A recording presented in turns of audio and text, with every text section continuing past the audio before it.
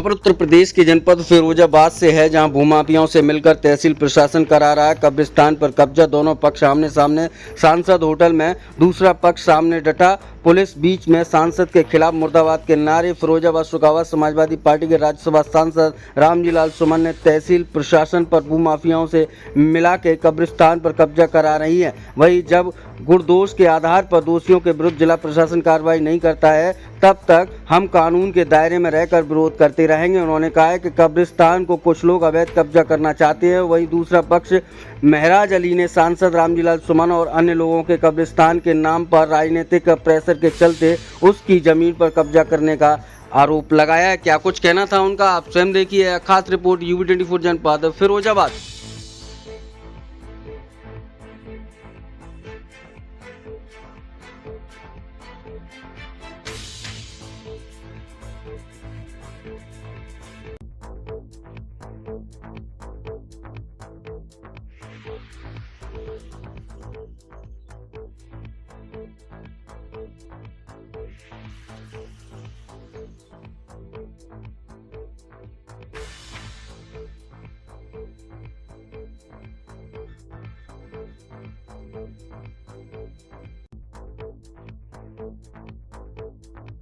महराज जी, रामजीलाल सुमन का आरोप है कि आपने फर्जी वसीयत बनाकर कब्जा किया है। फर्जी वसीयत तो कोर्ट ने तो हमें माना मालिक, हमारा तो हम केस जीती हुए साहब।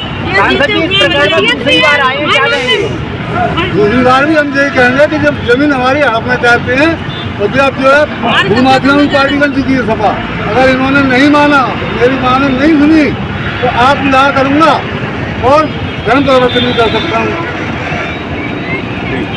है कब्रिस्तान पर कब्जे का मामला है, अवैध कब्जा, अवैध वसीयत।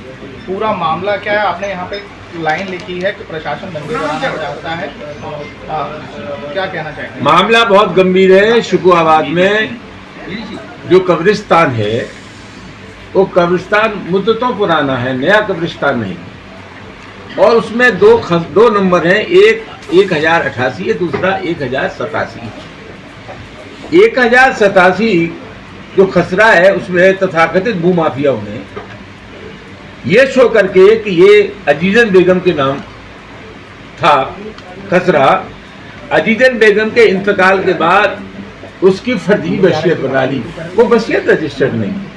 और तकलीफ दे बात यह है कि उस फर्जी वसीयत को, और जो वसीयत रजिस्टर्ड नहीं थी, सक्षम अधिकारी तहसीलदार ने जो अमल दरामद करता है उसको रजिस्टर्ड दिखा करके उसका अमल दरामद कर दिया। सबसे बड़ा सवाल क्या है? सबसे बड़ा सवाल है कि ये जो खसरा नंबर है ये नॉन जेड में दर्ज है। नॉन जेड में जो जमीन दर्ज होती है उसे दुनिया की कोई ताकत उसका अमल दरामद नहीं कर सकती। पूरा घपला है। भूमाफियों के साथ शुकावात का प्रशासन मिला हुआ है। ये जज्बाती मामला है।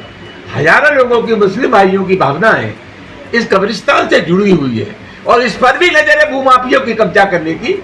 इसकी जितनी निंदा की जाए कम है। आज आप लोग इसलिए बुलाया है कि हम चाहते हैं गुणदोष के आधार पर कार्रवाई हो, कब्रिस्तान बिल्कुल आजाद हो, स्वतंत्र हो। और सबसे बड़ा सवाल यह है कि जिन लोगों ने भूमाफियों से मिलकर के जो शुकावात प्रशासन है उनके खिलाफ कठोर कार्रवाई हो। हम जिला प्रशासन से, जिलाधिकारी से अपेक्षा करेंगे।